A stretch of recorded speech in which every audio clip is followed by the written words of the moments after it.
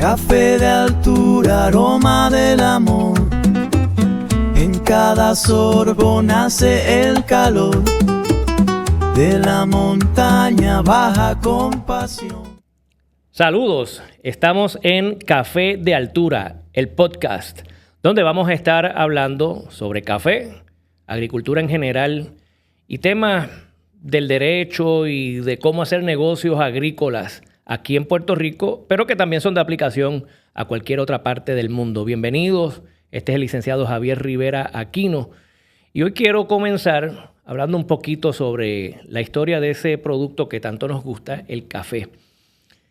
El café, no necesariamente sabemos con precisión cuándo comenzó la relación que tenemos nosotros los seres humanos con ese producto, pero sí, yo creo que todos los historiadores están de acuerdo de que empezamos a probar las bondades del café en algún lugar en Etiopía. Y dicho sea paso, los bosques de Etiopía, donde se presume que comenzó a descubrirse el producto de lo que hoy conocemos como café, es en la zona de Kifa. Así que básicamente hay una asociación entre Kifa en Etiopía y este producto que nosotros estamos utilizando hoy día.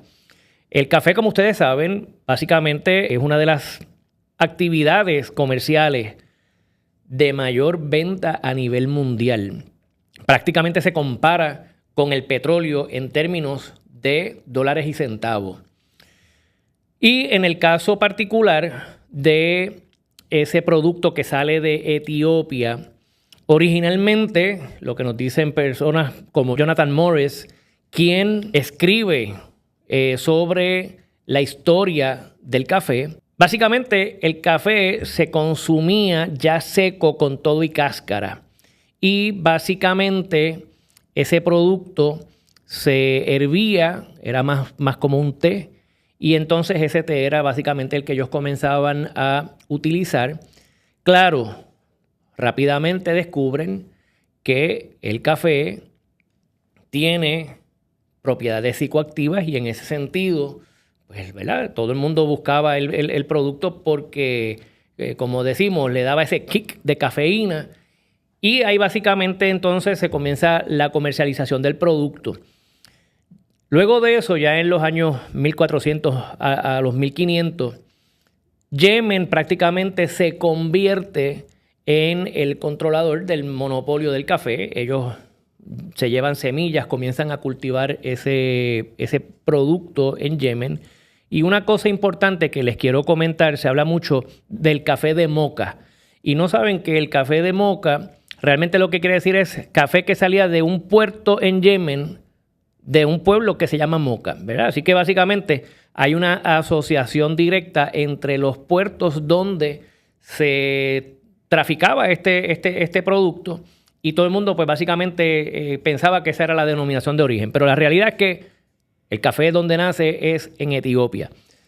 Obviamente, las personas que están ahí en Yemen comienzan a comercializar el producto, se enteran en Europa de esas propiedades del café, comienzan a probarlo, les gusta, van viendo también cómo se dan los famosos sitios de venta en Turquía, donde básicamente se vendía el café, y los europeos comienzan a llevarse semillas del café de Yemen y empiezan a sembrarlas en distintos sitios. De hecho, los daneses, se estima que ya para el año 1500 a los 1600 empiezan a llevar ese café y a sembrarlo en la isla de Java. También ustedes saben que ese es otro nombre que se le da al café y los polinesios básicamente eran los que estaban cultivando ese café. Claro, ya es que empezamos a ver un poquito los efectos adversos de ese cultivo. ¿Por qué? Nos dice Jonathan Morris en su libro de historia sobre el café que esas personas que estaban en la isla de Java tenían agricultura para su propio sustento. Ellos sembraban para lo que ellos iban a comer, no estaban comercializando sus productos. De momento llegan los daneses y empiezan a decirle, mira, tienes que sembrar este producto, nosotros te vamos a pagar por él. y empiezan entonces a destinar los terrenos del cultivo ¿verdad? De los alimentos propios que ellos iban a consumir para el café. El café comienza a desplazar la agricultura de sustento de esos polinesios. ¿Y qué sucede?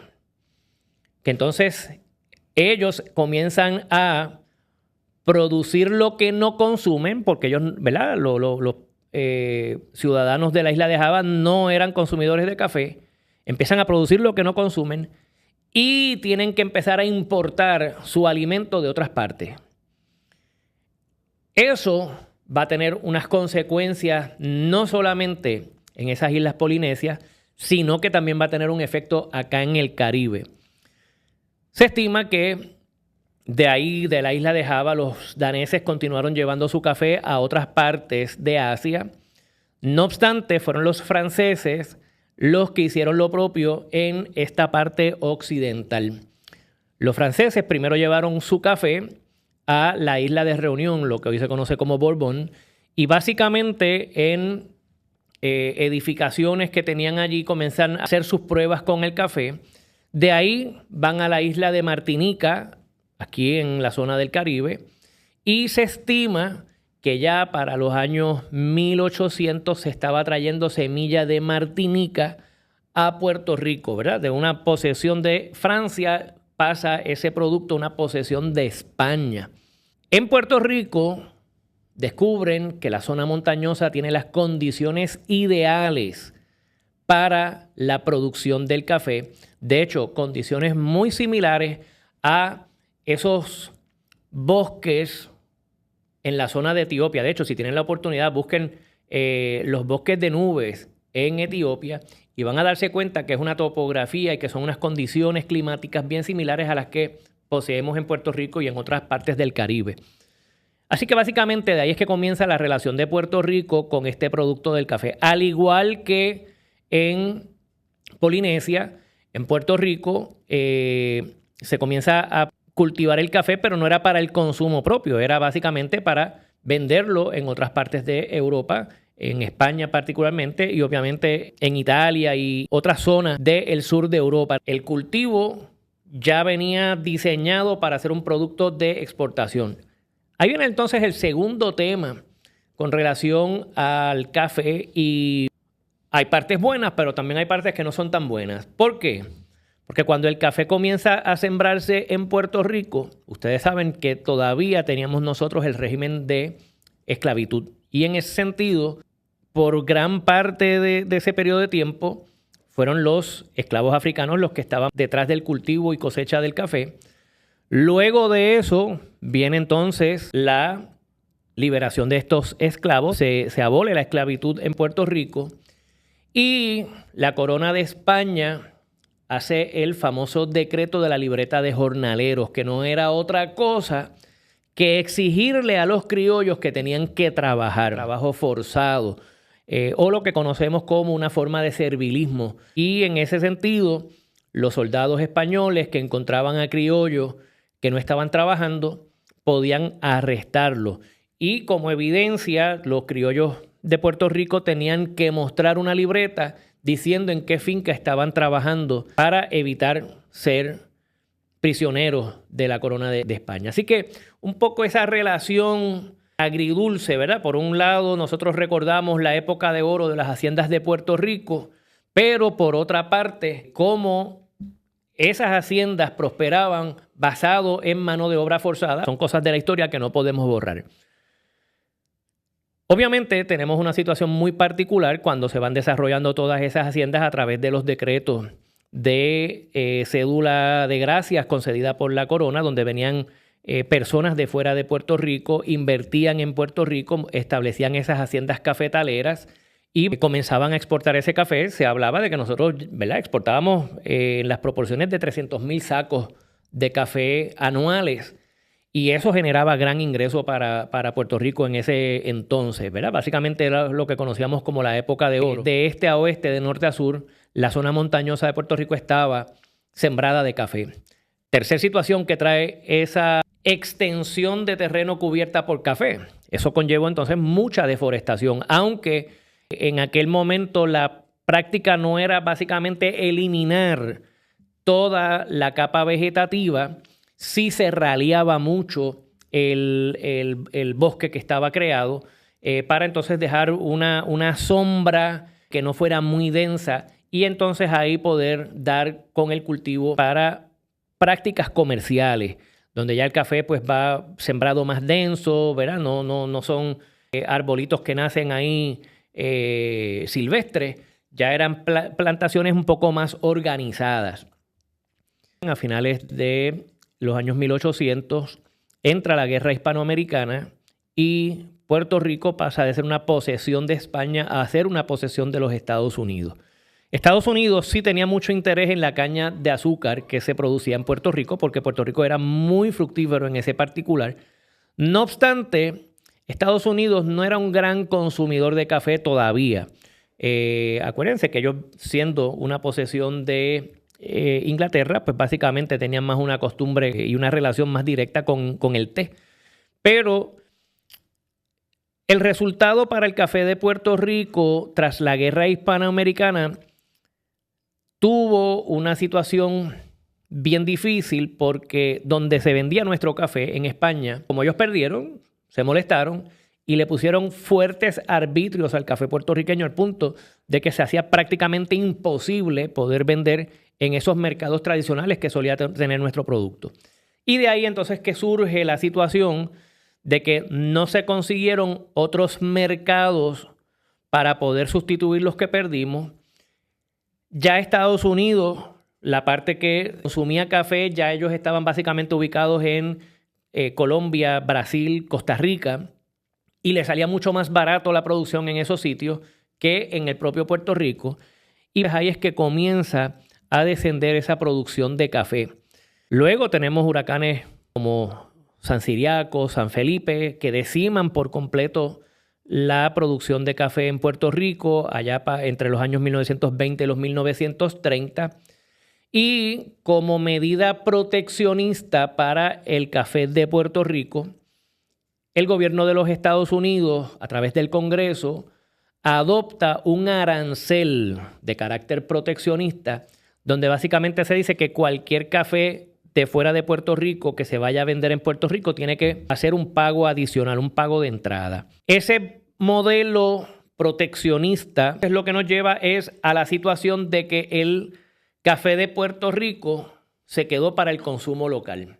Ya para los años 40, como ustedes saben, Puerto Rico comienza a hacer una transformación de ser una economía agrícola a ser una economía fabril o de manufactura.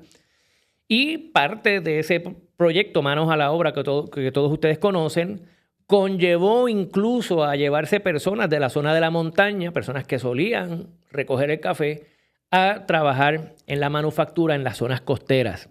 Y básicamente ahí comenzamos nosotros a ver esa despoblación de personas en nuestra zona de la montaña. También en esa época de los 30 y los 40 comienza la despoblación de la montaña cuando se llevan a los trabajadores de la agricultura de Puerto Rico a trabajar en los campos agrícolas del este de los Estados Unidos. Y de hecho, muchos puertorriqueños llegan incluso tan lejos como la isla de Hawái, porque fueron allí al cultivo y cosecho de la caña. Pues tuvimos esa pérdida de mano de obra que se fue a estos otros lugares y no se repuso a nivel de Puerto Rico. Comenzamos a ver un decrecimiento en la producción de café que, lamentablemente tengo que decirlo, se ha marcado y se ha agravado cada vez más con el paso de otros huracanes. En los años 70, el huracán David y Federico. Luego de eso tuvimos en los años 80 el huracán Hugo, aunque afectó mayormente la parte este de Puerto Rico, pero sí se afectaron muchos servicios y utilidades. Y en el 1998 el huracán Georges, que ese es uno que yo recuerdo con mucha vividez en mi mente, tuvo un efecto nocivo para el café de Puerto Rico, aunque para toda la agricultura, pero particularmente para el café. ¿Por qué? Porque En los años 80 nosotros habíamos tenido buenas producciones de café. Podemos citar como parte de ese comeback que hubo en la producción del café en los años 80, la participación de muchas personas en el programa de fincas familiares, o sea que la unidad familiar prácticamente estaba ahí unida trabajando en los cosechos agrícolas, particularmente en las siembras de café en esta zona. Y en adición a eso, también tuvimos una gran oleada de hermanos dominicanos que entraban de forma ilegal y que venían entonces a la zona de la montaña y trabajaban en los cafetales. Y esos dos elementos incidieron en un marcado aumento en la producción de café. No obstante, llega el huracán Georges en el 1998. ¿Y qué sucede cuando se deteriora una plantación de café? Pues miren que tenemos que volver a resembrar y hay que esperar 3 años para nosotros poder dar al traste con una producción de escala comercial. En esos 3 años, las personas que solían trabajar en el café, pues no tenían trabajo. ¿Y qué hicieron? Se fueron entonces a áreas de la construcción que en ese momento estaban en auge. Y, de hecho, una historia que nos hacen hermanos dominicanos. Pues mira, nosotros nos fuimos del Lares para donde, para Santurce. Y ya básicamente entonces esa inmigración de hermanos dominicanos ya no pasaban por la montaña, ya se iban directo para la zona metropolitana. Y entonces continúa esa tendencia de que tenemos menos mano de obra, tenemos menos cuerdas de café, los costos comienzan entonces a dispararse. No hubo necesariamente una transición generacional adecuada entre distintas familias y seguimos entonces nosotros reduciendo nuestra producción, reduciendo el cuerdaje destinado, al punto que básicamente en el 2017 cogemos otro golpe con el huracán María y ya ahí entonces los agricultores empiezan a buscar alternativas para tratar de conseguir mano de obra, porque ya el problema no se limita a la recogida del café, es prácticamente a los demás rubros de la agricultura. La construcción se afecta porque entonces tenemos mucho más trabajo que mano de obra. Llega el COVID y lo que seguimos viendo entonces es esa situación de que podemos producir, tenemos la capacidad de producir, pero no tenemos la capacidad de recoger el café. Entonces, para entrar al día de hoy, ¿qué es lo que está ocurriendo en Puerto Rico? Pues más y más agricultores están recurriendo a las visas H2A, que es una forma legal de poder traer a personas de hermanos países latinoamericanos a que vengan a trabajar aquí a Puerto Rico. ¿Hasta qué punto eso es una solución para todos los agricultores? Pues mira, no me atrevo a decir que va a ser una solución para todos los agricultores, porque esto conlleva quizás unos costos, conlleva una infraestructura que no todos los agricultores la tienen. Así que este programa es para el que quiere y puede entrar en él. Los demás agricultores, y ya mirando entonces hacia el futuro, posiblemente van a tener que pensar en organizarse a través de cooperativas y poder, unidos, entrar a programas como el de Visa H2A. Y el otro elemento que yo creo que tenemos que repensar un poco es ese concepto de las fincas familiares, ¿verdad? En la medida que la unidad familiar esté disponible para volver a la administración de la finca y que todo el mundo pueda poner su empeño, poner su esfuerzo en la producción de café, yo creo que ahí es que entonces vamos a poder rebotar. Eso, claro está, hasta que alguno de ustedes que nos está viendo pueda desarrollar algún robot o alguna máquina que permita el recogido de café en la zona montañosa. ¿Por qué digo esto? Porque miren, en el caso de Brasil, ya Brasil prácticamente ha sembrado en sus llanos que tienen buenas elevaciones, aunque ellos están un poquito más cercanos del Ecuador y necesitan esas elevaciones. Básicamente ellos recogen el café de manera mecanizada. Hay mucha guerra en cuanto a si ese café es de buena calidad o no. Pero entonces eso nos lleva a otro pensamiento. Cuando se tenía el café, ¿verdad?, que estaba manejado por los hacendados y el café era producido por esclavos o por jornaleros que estaban obligados prácticamente a trabajar, se les podía pagar muy poco y eso llevó a que el café pasara de ser un producto que se vendía entre las familias adineradas de Europa a básicamente un producto común donde todo el mundo, ricos y pobres, pasaron a tener acceso de ese producto. ¿Qué sucede? Que en la medida que nosotros necesitamos tener personas trabajando en la finca, tenemos que hacerle mejores ofertas. Y en el caso de los programas de visa H2A y en el caso de Puerto Rico, contrario a otras partes de Latinoamérica, nosotros tenemos que pagar unos salarios impuestos por el gobierno de los Estados Unidos para por lo menos asegurar cierta calidad de vida a esos trabajadores. En ese sentido, pues nosotros no podemos aspirar a estar en esos cafés baratos, ¿verdad?, que van a llegar a todo el mundo. Nosotros tenemos que movernos hacia los cafés de especialidad, cafés que pueden comunicar a través de su aroma, a través de su sabor y a través del mercadeo que hacen los propios agricultores, una historia que nos lleva a un producto de calidad. Si no estamos amarrados a un producto de calidad aquí en Puerto Rico, va a ser bien difícil para nosotros poder encontrar un mercado adecuado para nuestro producto. Ahora bien, para ustedes allá afuera que consumen café, piensen que si usted pagó $2 por una taza de café, detrás de esos $2 está el salario de los trabajadores, está básicamente el retorno de inversión del agricultor, está el retorno de inversión de las personas que trabajaron en la fase de elaboración, ya sea el beneficiador o el torrefactor.